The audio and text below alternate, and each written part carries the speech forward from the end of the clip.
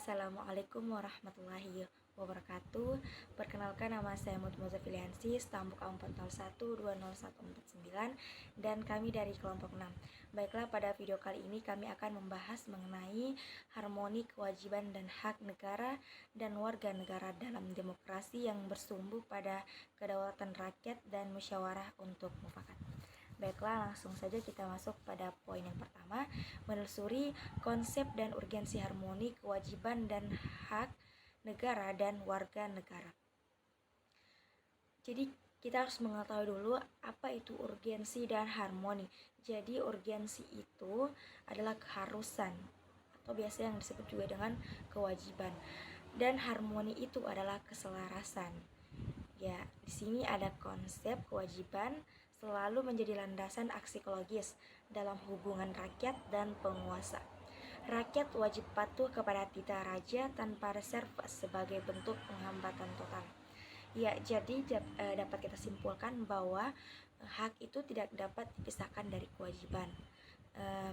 Jadi ketika kita melaksanakan kewajiban kita, maka hak kita akan kita dapatkan dengan mudah. Misalnya saya ambil contoh mengenai pembayaran pajak. Ya, jadi ketika kita membayar pajak, maka ada manfaat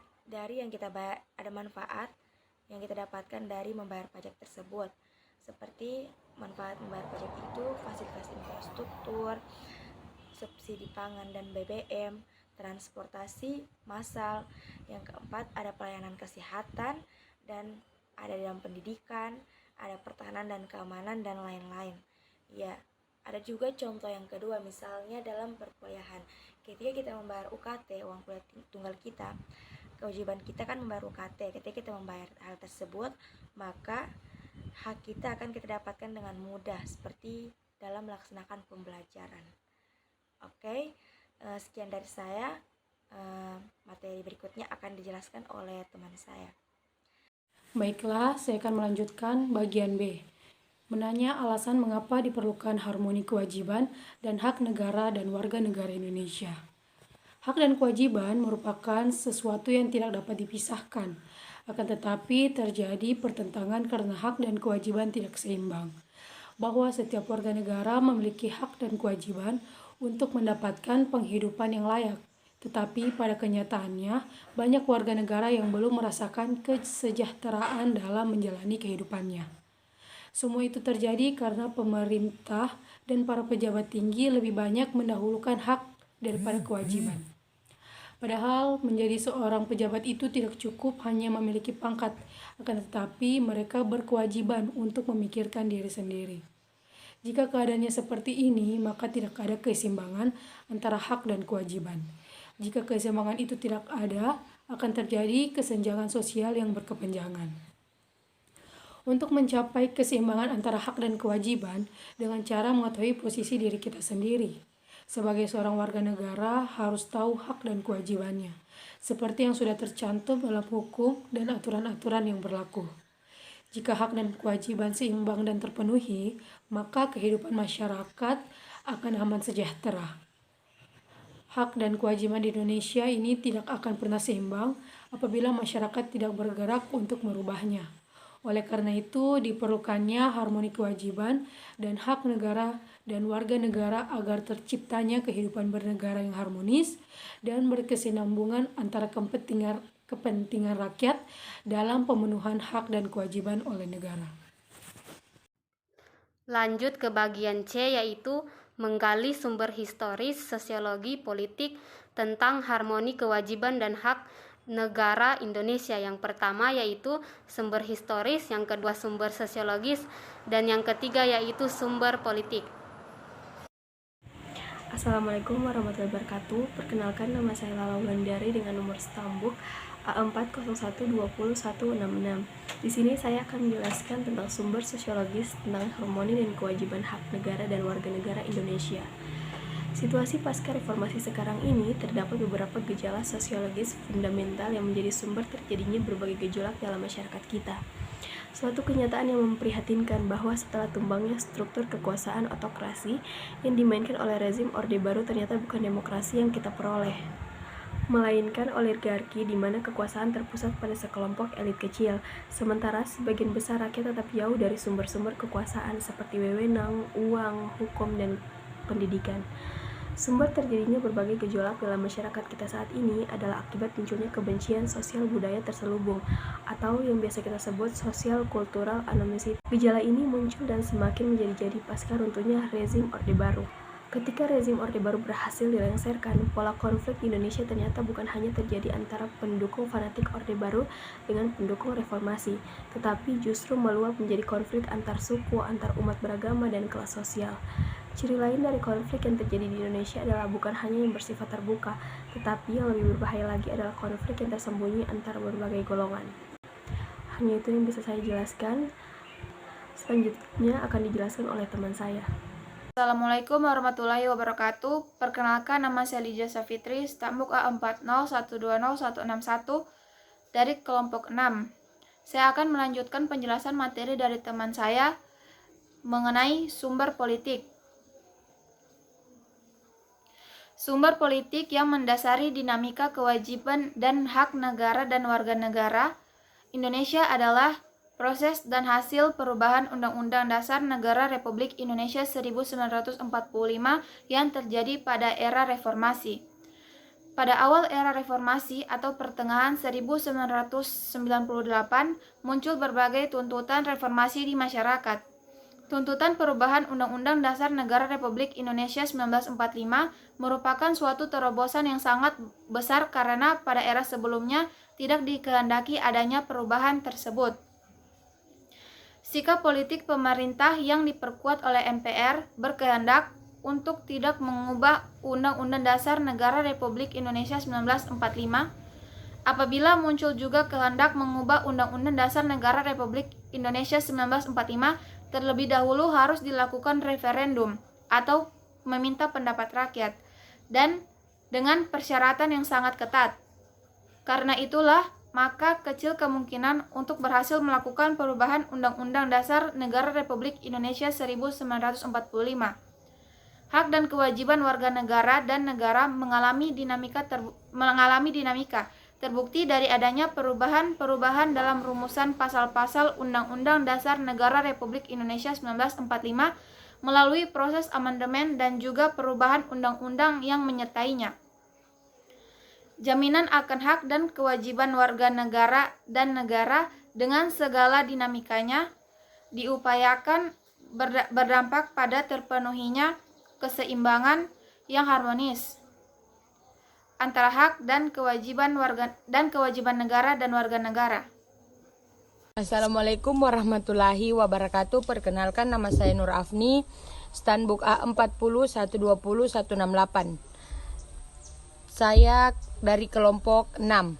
Di sini saya akan mendeskripsikan esensi dan urgensi harmoni, kewajiban dan hak negara dan warga negara. Yang pertama, dalam bidang agama. Dalam hal ini, cita-cita bersama untuk mewujudkan kehidupan beragama juga merupakan bagian diatur dalam Undang-Undang Dasar. Ketentuan mengenai agama diatur dalam Undang-Undang Dasar NRI 1945 pasal 29 tentang kebebasan beragama. 1. Bernegara berdasar atas ketuhanan yang Maha Esa. 2. Negara menjamin kemerdekaan tiap-tiap penduduk untuk memeluk agamanya masing-masing dan untuk beribadat menurut agamanya dan kepercayaan itu. Yang kedua, pendidikan dan kebudayaan. Pendidikan adalah salah satu bentuk upaya pembudayaan. Melalui proses pendidikan kebudayaan bukan saja ditransformasikan dari generasi tua ke generasi muda, melainkan dikembangkan sehingga mencapai derajat tertinggi berupa peradaban. Yang ketiga, perekonomian nasional dan kesejahteraan rakyat sesuai semangat pasal 33 ayat 1 UUD NRI tahun 1945. Asas perekonomian nasional adalah kekeluargaan. Apa makna asas kekeluargaan? Kekeluargaan merupakan asas yang dianut oleh masyarakat Indonesia dalam berbagai aspek kehidupan yang salah satunya kegiatan perekonomian nasional. Asas kekeluargaan dapat diartikan sebagai kerjasama yang dilakukan lebih dari seorang dalam menyelesaikan pekerjaan, baik untuk kepentingan pribadi maupun kepentingan umum.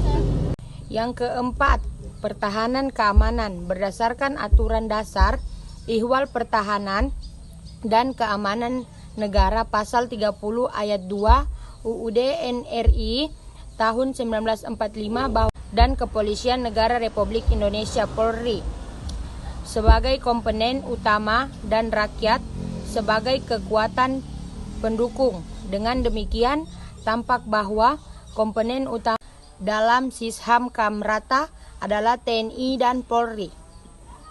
Assalamualaikum warahmatullahi wabarakatuh. Perkenalkan, nama saya Ansar Akib, Stambuk A401 20141. Baik, di sini saya akan melanjutkan materi dari teman saya, yaitu materi terakhir, mendeskripsikan esensi dan urgensi harmoni, kewajiban dan hak negara dan warga negara. Yang pertama yaitu agama. Agama adalah sistem yang mengatur kepercayaan dan peribadatan kepada Tuhan Yang Maha Kuasa serta tata kaidah yang berhubungan dengan budaya dan pandangan dunia yang menghubungkan manusia dengan tatanan kehidupan. Yang kedua yaitu pendidikan dan kebudayaan. Berdasarkan pengertian budaya, karakter bangsa, dan pendidikan yang telah dikemukakan di atas, maka pendidikan budaya dan karakter bangsa dimaknai sebagai pendidikan yang mengembangkan nilai-nilai budaya dan karakter bangsa pada diri peserta didik, sehingga mereka memiliki nilai dan karakter sebagai karakter dirinya.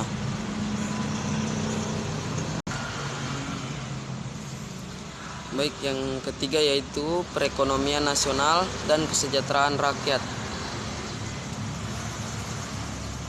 Perekonomian disusun sebagai usaha bersama berdasarkan atas asas kekeluargaan. Cabang-cabang produksi yang penting bagi negara dan yang menguasai hajat hidup orang banyak dikuasai oleh negara. Bumi dan air dan kekayaan alam yang terkandung di dalamnya dikuasai oleh negara dan dipergunakan untuk sebesar-besarnya kemakmuran rakyat. Dalam konsep ekonomi kerakyatan terkandung nilai-nilai kemandirian, kepedulian terhadap orang lain, kolektivitas, kekeluargaan, dan kepercayaan diri. Nilai-nilai tersebut secara sangat tepat dicakup dalam pemikiran Bung Hatta mengenai pengembangan ekonomi rakyat. Kuncinya adalah pendidikan rakyat melalui gerakan koperasi. Gerakan koperasi dapat mendidik rakyat mengenai prinsip-prinsip berkegiatan ekonomi yang didasarkan pada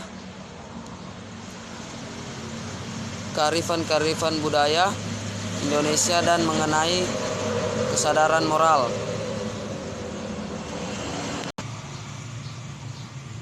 Selanjutnya yang terakhir yaitu pertahanan dan keamanan. Pertahanan dan keamanan adalah upaya untuk menegakkan kedaulatan rakyat,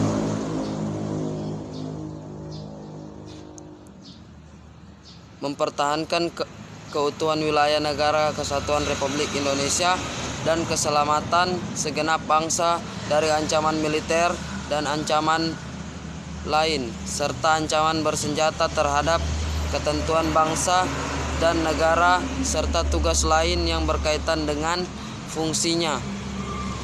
Sekian materi dari kami.